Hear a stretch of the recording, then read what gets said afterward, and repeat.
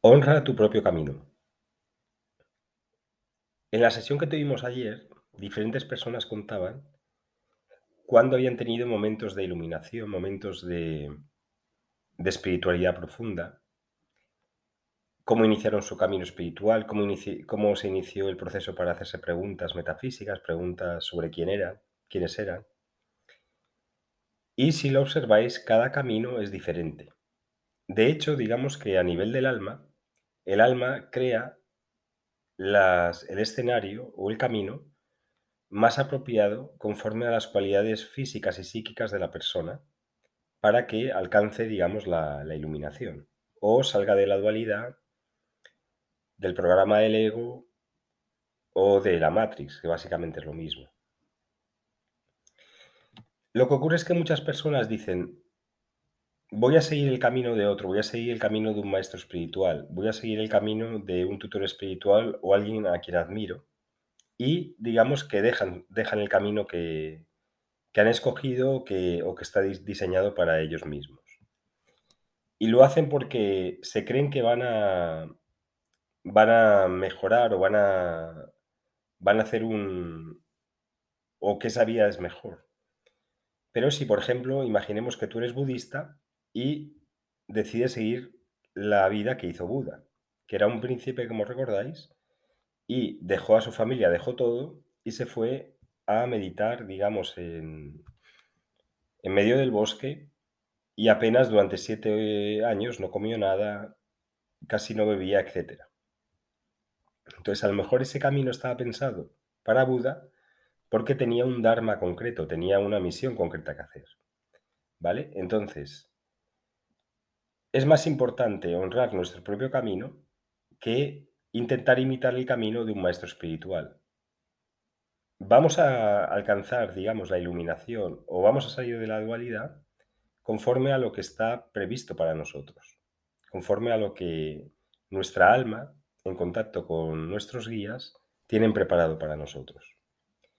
Entonces, he hecho una recapitulación así pensando para preparar este vídeo de diferentes formas en las que las personas han salido de la dualidad o han alcanzado la iluminación.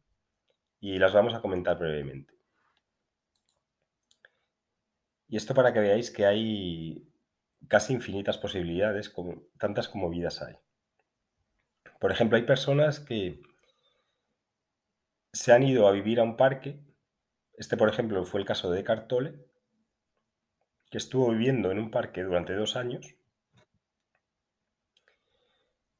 Dice que es uno de los periodos más felices de su vida. Fue justo antes de escribir los libros y, y luego sintió, después de estar 2 años viviendo en un banco, en un parque, luego sintió, digamos, la necesidad de escribir aquello que había percibido o que había canalizado, como lo quieras llamar. Se fue a vivir a Estados Unidos y allí escribió los libros y ya es un bestseller mundial, etcétera. Escribió El poder de la hora, si os acordáis. Entonces, su camino, por ejemplo, para que veáis, era un profesor en el mundo académico.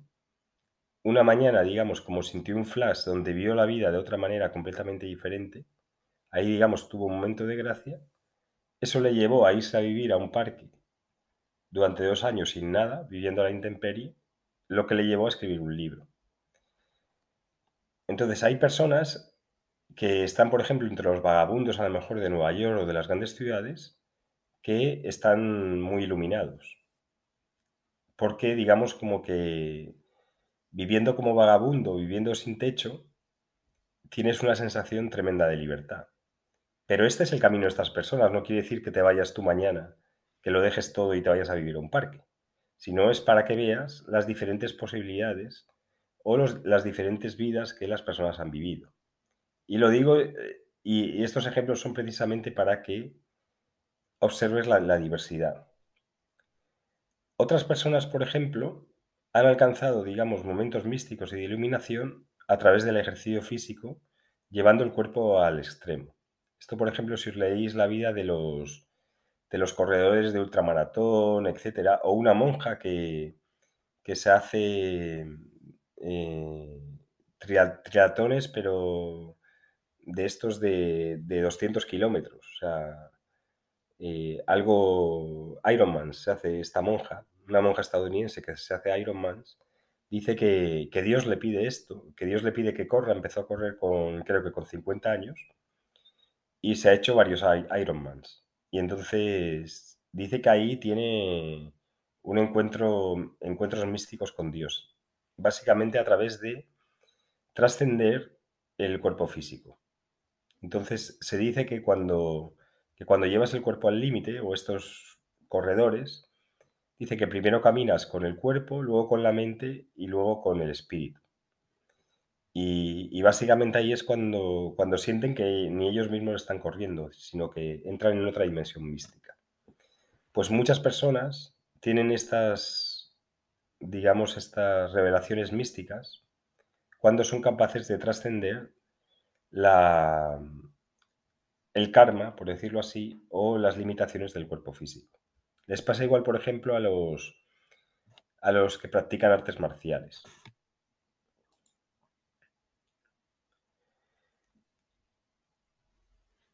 Otra, otra vía o otros casos se dan en personas que han alcanzado el éxito en el mundo en una edad relativamente temprana.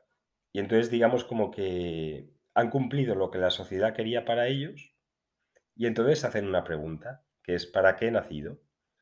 Entonces están a lo mejor en la, en la cima de lo que el mundo quiere o de lo que el mundo quería. Han ganado mucho dinero, están con modelos, etcétera, y de repente se hacen esta pregunta. Entonces aquí, por ejemplo, si leéis El monje que vendió su Ferrari, ahí lo podéis ver. Esto no quiere decir que si tú tienes mucho éxito tengas que dejarlo todo, sino que, como ya he comentado, es algo que suele ocurrir de forma frecuente cuando uno ha alcanzado, digamos, el tope en el mundo animal. Es decir, ha alcanzado, digamos, ha dominado el mundo.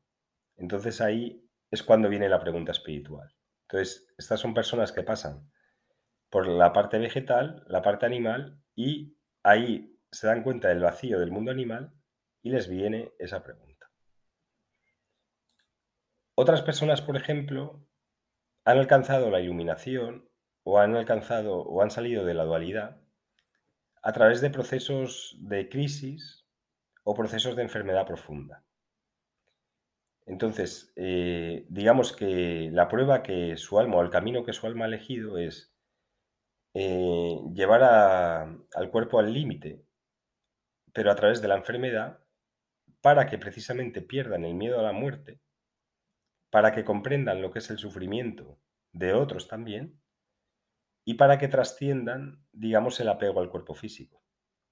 Y entonces, a través de la enfermedad alcanza la iluminación. A través de la crisis, es como, digamos, salen de su situación actual y empiezan una vida espiritual. Y hay personas que han estado, por ejemplo, en coma y han tenido, digamos, contactos con los guías o con los seres superiores o con su yo superior, y al volver se han convertido en personas completamente diferentes. Entonces ahí, por ejemplo, hay personas que eligen este camino, el camino de la enfermedad. Otras personas se han iluminado en la cárcel, y esto también es frecuente.